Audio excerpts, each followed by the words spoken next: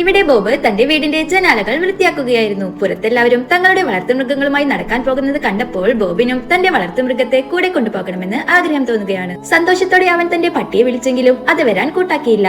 പിന്നീട് തന്റെ അണ്ണാനോടും പ്രാവിനോടും ചോദിച്ചെങ്കിലും അവരൊക്കെ അവിടെ നിന്ന് ഓടിപ്പോവുകയാണ്. ഇത് കണ്ട് ബോബ് വല്ലാതെ നിരാശയായി. പെട്ടെന്നാണ് ഒരു ചെറിയ ഈച്ച ബോബിന്റെ അരികിലേക്ക് പറന്നു വരുന്നത്. അതിനെ തന്റെ വളർത്തുമൃഗമാക്കാൻ കരുതി ബോബ് ഒരു ചങ്ങലയിടാൻ ശ്രമിച്ചു. പക്ഷെ ആ ചങ്ങല ഈച്ചയ്ക്ക് വളരെ വലുതായിരുന്നു. ആ സമയത്ത് അപ്രതീക്ഷിതമായി ഒരു കൊച്ചു UFO അവിടെ പ്രത്യക്ഷപ്പെടുകയും ആ ഈച്ചയെ ഉള്ളിലേക്ക് വലിച്ചെടുക്കുകയും ചെയ്യുന്നു. ബോബ് പേടിക്കാതെ തന്റെ കയ്യിലുണ്ടായിരുന്ന ചിപ്സ് ആ UFOക്ക് നൽകി. അത് UFOക്ക് ഒരുപാട് ഇഷ്ടമായി. അന്നു മുതൽ ബോബും ആ കുട്ടി UFOയും അടുത്ത സുഹൃത്തുക്കളായി മാറുകയാണ്. ബോബ് തന്റെ സുഹൃത്തുക്കൾക്കെല്ലാം ഈ പുതിയ കൂട്ടുകാരനെ പരിചയപ്പെടുത്തി. അവർ ഒരുമിച്ച് സിനിമ കാണുകയും സമയം ചിലവഴിക്കുകയും ചെയ്തു. എന്നാൽ അബദ്ധത്തിൽ UFO അവിടുത്തെ TV അടിച്ചു പൊട്ടിക്കുന്നു. വീട്ടുടമസ്ഥൻ അവരെ രണ്ടുപേരെയും വീട്ടിൽ നിന്ന് പുറത്താക്കുകയാണ്. പുറത്തിറങ്ങിയ അവർ ഒരുപാട് സമയം കളിച്ചു നടന്നു. പിന്നീട് UFO ആകാശത്തുള്ള തന്റെ വീട് ബോബിനെ കാണിച്ചു കൊടുത്തു. താമസിയാതെ UFOയെ തിരികെ കൊണ്ടുപോകാനായി അതിന്റെ കുടുംബം മുഴുവൻ അവിടെ എത്തുകയാണ്. തന്റെ കൂട്ടുകാരനെ പിരിയുന്നതിൽ ബോബിന് വിഷമമുണ്ടായിരുന്നു. ആ കുട്ടി UFO വളരെ സന്തോഷത്തോടെ ബോബിനെ കെട്ടിപ്പിടിച്ച് യാത്ര പറയുകയാണ്. പോകുന്നതിന് മുൻപ് UFO ഒരു സമ്മാനം കൂടി നൽകുന്നു. നേരത്തെ പിടികൂടിയ ആ കൊച്ചു ഈച്ചയെ ബോബിന് തിരികെ നൽകുകയും അതിനെ ഒരു വലിയ വളർത്തുമൃഗമായി മാറ്റിക്കൊടുക്കുകയും ചെയ്യുന്നു. അങ്ങനെ ഒടുവിൽ തന്റെ ആഗ്രഹം പോലെ ബോബിന് ഒരു വലിയ വളർത്തുമൃഗത്തെ ലഭിക്കുകയാണ്. ഗായ്സ്, നിങ്ങൾ ഇതുവരെ വളർത്തിയതിൽ വെച്ച്